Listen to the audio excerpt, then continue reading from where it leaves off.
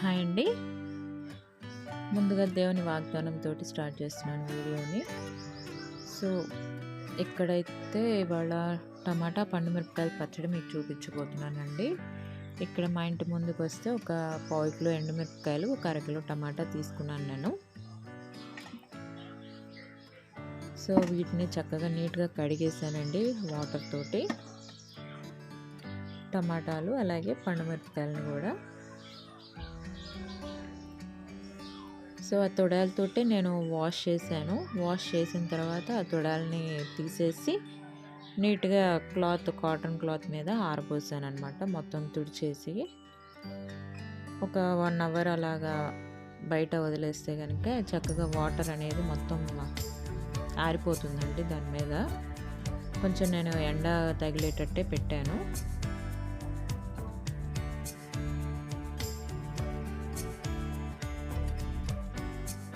అలాగ ఒక cotton cloth మీద వాటిని ఆరబోసుకున్నాను. టమాటాలని, ఎండుమిరపకాయలు కాదు, పండు మిరపకాయలు. సో ఇప్పుడు వచ్చే సమ్మర్ సీజన్ కాబట్టి పండు మిరపకాయలు బాగా దొరుకుతాయండి. గోంగూర పండు మిరపకాయల పచ్చడి, టమాటా పండు మిరపకాయలు అలాగ వేసేయచ్చు. నేనైతే పెద్ద ఎక్స్పర్ట్ని అయితే కాదు, కానీ జస్ట్ టమాటా పచ్చిమిరపకాయలతో ఎలాగైతే చేస్తామో పచ్చడి అనేది ఎలాగే ట్రై చేద్దాంలే అన్నట్టుగా కొంచెం ట్రై చేశాను. అసలు మనకి పెట్టడం వచ్చో రాదో కూడా తెలియదు కదా, అందుకని చెప్పేసి జస్ట్ ట్రై చేశాను అనమాట. ఇవి అరకిలో టమాటానండి. అరకిలోకి ఒక 2-3 కాయలు ఎక్కువే ఉన్నట్టున్నాయి. ఈ పండు మిరపకాయలు అయితే పావు కిలో.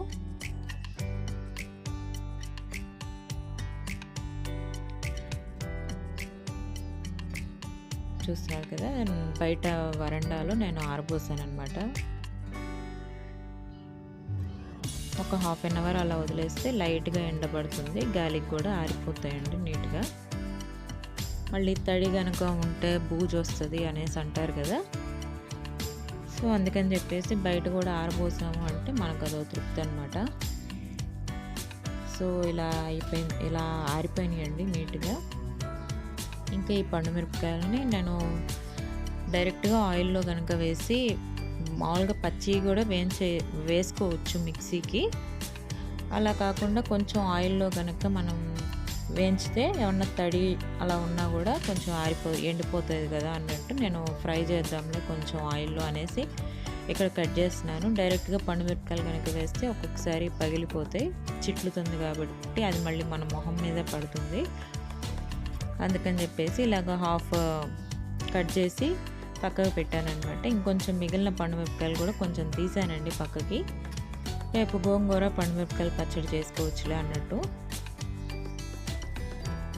ఎంత స్పైసీగా ఉందోనండి కూర అయితే. నేను ఇంకా తక్కువ అవుతుందేమో కొంచెం పక్కకు పెట్టాను కదా అనేసి అనుకున్నాను, కానీ సరిపోయిందనమాట. కొంచెం కారంగా కూడా ఉండాలి, అప్పుడప్పుడు కొంచెం కారం కూడా మంచిదే. సో ఇక్కడ చూస్తున్నారు కదా, ముందైతే కొంచెం మెంతులు, జీలకర్ర, ఆవాలు వేసి మెంతుపిండి, ఆవపిండి వేస్తే ఇంకొంచెం టేస్టీగా ఉంటుంది అన్నట్టుగా ఒక్కొక్క స్పూనేనండి, ఎక్కువ కూడా వేయలేదు నేను. అంటే నేను కొలతలు అవి ఏం పక్కాగా అలా ఏం తీసుకోలేదు, సుమారుగా తీసుకొని చేసేసాను అనమాట. ఇక్కడ 1 స్పూన్ మెంతులు, 1/2 స్పూన్ జీలకర్ర, 1 స్పూన్ ఆవాలు తీసుకున్నానండి. ఇక్కడ చూసారా అప్పుడే చిటపట్లాడిపోతున్నాయి మెంతులు.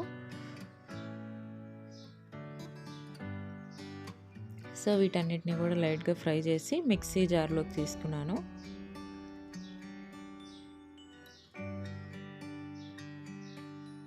కొంచెం ఓపిక ఉన్న వాళ్ళు కనుక అయితే రోట్లో వేసి చక్కగా రుబ్బుకోవచ్చండి.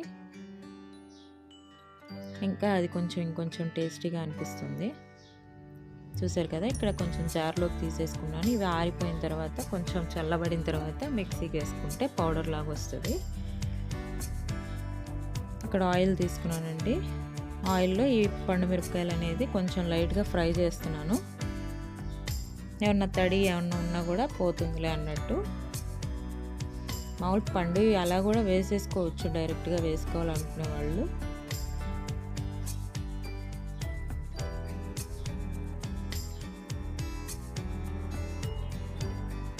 ఇవి వేయించేటప్పుడు ఎంత ఘాటు వచ్చిందోనండి, అసలు తుమ్ముతూనే ఉన్నాము, దగ్గుతూనే ఉన్నాము. వేయించిన ఒక 2 మినిట్స్కి కూడా కొంచెం లైట్గా అలా ఫ్రై అలా తిప్పిన తర్వాత నేను పక్కకు తీసేసుకున్నాను పండుమిరపకాయలని. ఇప్పుడు అదే ఆయిల్లో టమాటా ముక్కల్ని కూడా వేసుకోవాలండి. టమాటాలు కూడా హాఫ్కి కట్ చేసి పెట్టేశాను అనమాట పక్కకి. చూసారు కదా, నిగనిగలాడిపోతున్నాయి పండుమిరపకాయలు అనేవి. టమాటాలని కూడా అలాగ సగం కట్ చేసేసి వేసుకున్నాను, తొందరగా మగ్గిపోతుంది అన్నట్టు. దీంట్లో ఉప్పు కానీ ఏమీ వేయట్లేదండి. ఇప్పుడు ఉప్పు కనుక వేస్తే ఇంకొంచెం నీళ్ళు అనేవి ఎక్కువ అవుతుంది, ఇంకొంచెం టైం టేకెన్ అవుతుంది. ఉప్పు అనేది తర్వాత వేసుకోవచ్చులా అన్నట్టుగా జస్ట్ మగ్గిస్తున్నాను మూత పెట్టేసి. ఒక పావు గంట పడుతుందండి. మధ్య మధ్యలో మనం కలబెట్టుకుంటూ ఉంటే కొంచెం నాకు అడుగు అంటుకుంటూ ఉంటుంది అన్నట్టు. నాది ఇది స్టీల్ బండినే కానీ కొంచెం అడుగు అంటుతూ ఉంటుందండి. ఒక పావు గంట కనుక సిమ్లో పెట్టి పక్కకుంటే చక్కగా నీరు అనేది వస్తుంది బయటికి టమాటాల్లో నుంచి.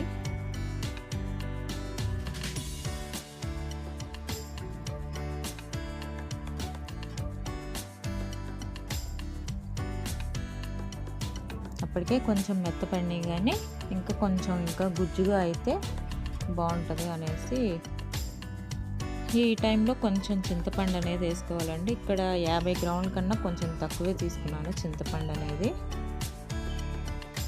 దీంట్లో చింతపిక్కలు, ఈనెలు అవి ఉంటే కనుక తీసేసి కొంచెం నీట్గా వాష్ చేసేసుకొని టమాటా ముక్కల్లో కనుక వేసేస్తే అది కూడా మగ్గిపోతుంది పూర్తిగా.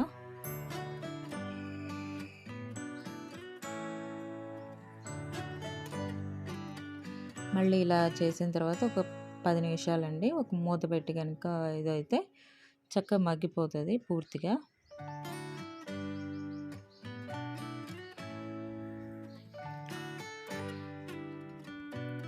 సింపుల్ అని చెప్పను కానీ కొంచెం టేస్టీగా అయితే ఉంటుందండి. అప్పుడప్పుడు దొరికేదే కాబట్టి పండుమిరపకాయలు అనేది చేసుకోవచ్చు.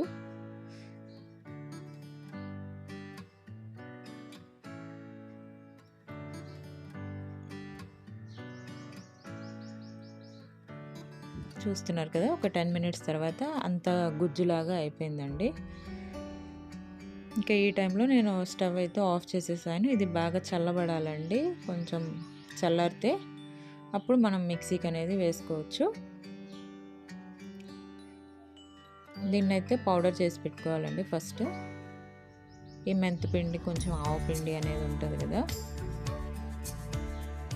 ఇక్కడ జార్ మార్చేసాను. అది పెద్దదైపోయింది కదా, అసలు పడట్లేదు అనమాట, మెత్తగా అవ్వట్లేదు పౌడరు.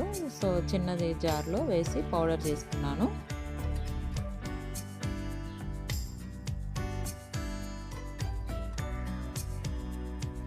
ఇక్కడ పండుమిరపకాయలు ఫస్ట్ మిక్సీకి వేసి తిప్పుతున్నానండి. కొంచెం కచ్చాపచ్చిగా ఉంటే బాగుంటుంది, అదొక రకమైన టేస్టీగా ఉంటుంది పండుమిరపకాయలు అనేది.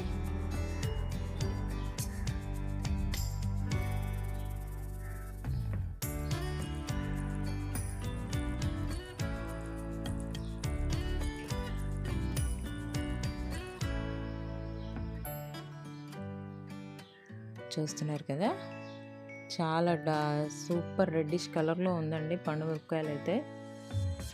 నిజంగా పచ్చళ్ళు అంటే ఇష్టం ఉండే వాళ్ళకైతే పండగ అన్నమాట.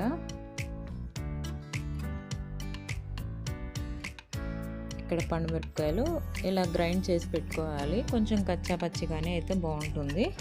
ఇప్పుడు ఇది పక్కకి తీసేసుకొని ఆ టమాటా గుజ్జు అంతా కూడా ఇప్పుడు మిక్సీకి వేసుకోవాలండి మెత్తగా.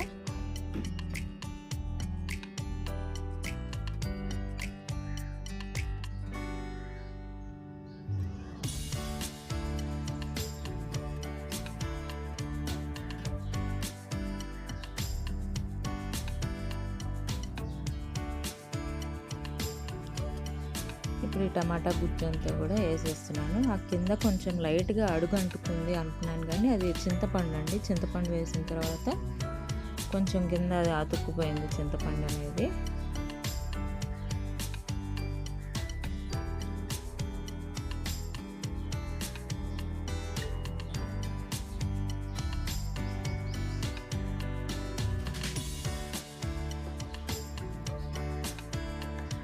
ఇప్పుడు ఇది కూడా మెత్తడి పేస్ట్లా చేసేసుకొని ఆ పండు మిరపకాయలు దాంట్లో కలిపేసుకోవాలి. మర్చిపోయానండి, ఇక్కడ ఉప్పు అనేది వేసుకోవాలి కదా. నేను కొంచెం సాల్ట్, ఆయిల్ అనేది కొంచెం తక్కువగానే వాడతాను. నా ప్రతి రెసిపీస్లో కూడా అంతే, మా ఇంట్లో చేసుకునే దాంట్లో అంతే ఉంటుంది. ఇక్కడ 4 స్పూన్స్ కల్లుప్పు వేసాను.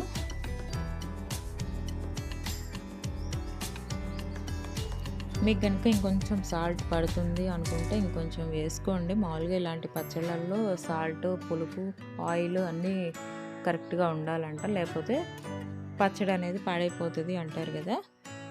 నాకు ఇక్కడ కొంచెం నేను తక్కువగానే వేసుకున్నానండి. అంటే ఫ్రిడ్జ్లో పెట్టేద్దాంలే అన్నట్టుగా నేను తక్కువగానే వేసుకున్నాను సాల్ట్ అనేది.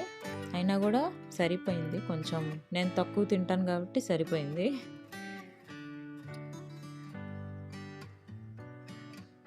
ఇక్కడ పౌడర్ ఉంది కదండి, మెంతి పిండిది, అది ఆ పౌడర్ కూడా వేసేసి మొత్తం చక్కగా కలిపేసుకోవాలి.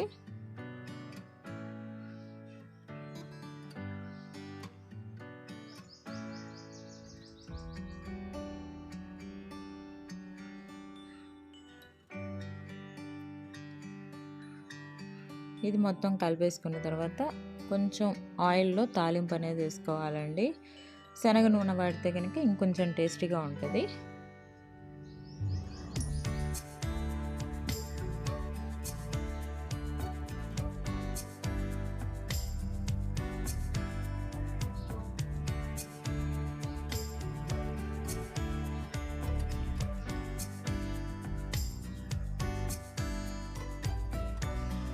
అది మొత్తం బాగా మిక్స్ అయ్యేదాకా కలుపుకోవాలండి, కొంచెం జాగ్రత్తగా.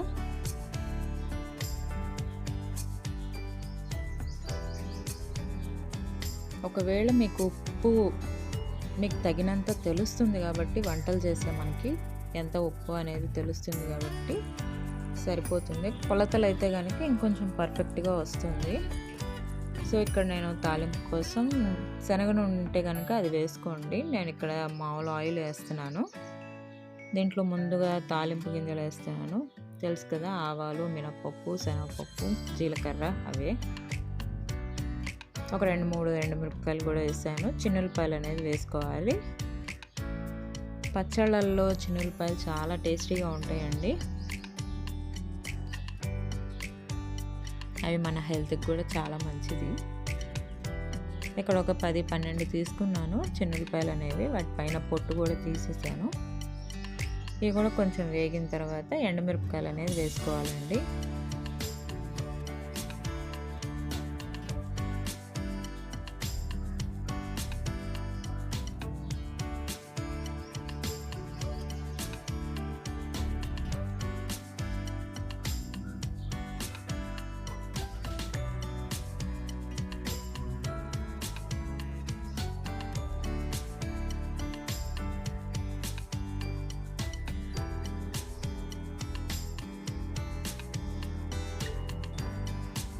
ఒక 2 ఎండుమిరపకాయలు, అలాగే కొంచెం ఇంగువ, కొంచెం కరివేపాకు. నేను ప్రతి కూరలో ఇంగువ అనేది కంపల్సరీ వాడతాను. వేపుడైనా, ఎగురైనా, పులుసైనా, రసమైనా, ఏదైనా ఇంగువ అనేది ఉండాలి నాకు.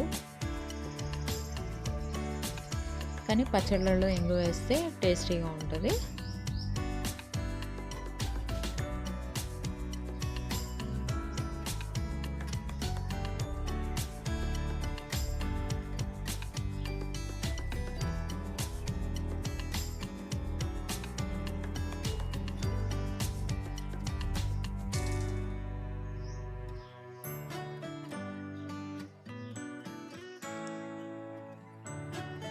అలాగే తాలింపు అనేది కొంచెం చల్లబడిన తర్వాత వేసుకొని కలుపుకుంటే బాగుంటుందండి.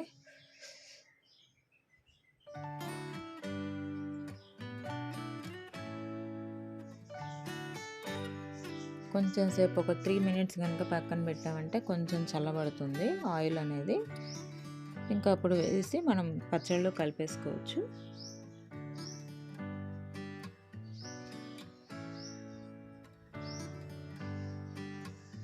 అంతేనండి. పచ్చడి కలిపేసిన తర్వాత ఒక 5 నిమిషాలు పక్కన పెడితే కొంచెం వేడి, మనం అందులో మిక్సీకి వేసాం కాబట్టి కొంచెం వేడి అనేది ఉంటుంది.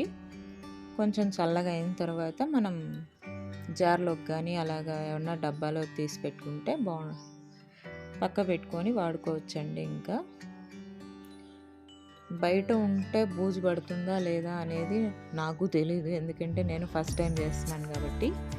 సో నేను కొంచెం డబ్బాలోకి తీసుకొని కొంచెం ఫ్రిడ్జ్లో పెట్టేసుకున్నాను. ఒక 2-3 డేస్ బయటే ఉంది, పచ్చడి కూడా బాగానే ఉంది.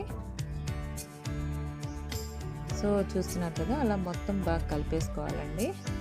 ఇంతేనండి, సింపుల్గా ఉండే టమాటా పండుమిరపకాయల పచ్చడి. సింపుల్ ఏం కాదులేండి, కొంచెం లెందీ ప్రాసెసే.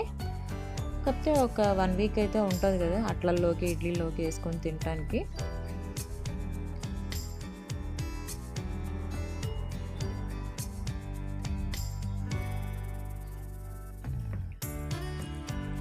ఇంకా ఇప్పుడు చిన్న డబ్బాలోకి తీసేసుకున్నానండి, పక్కకు పెట్టేశాను. మిగతాది కొంచెం మా పక్క ఇంటి వాళ్ళకి, కింద వాళ్ళకి పెట్టించాను. అందరు సూపర్ సూపర్ టేస్టీగా ఉంది అనేసి అన్నారు. మీరు కూడా ట్రై చేయండి.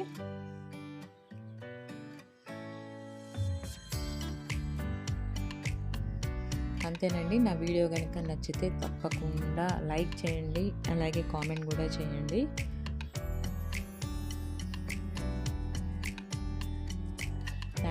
Thank you so much for watching.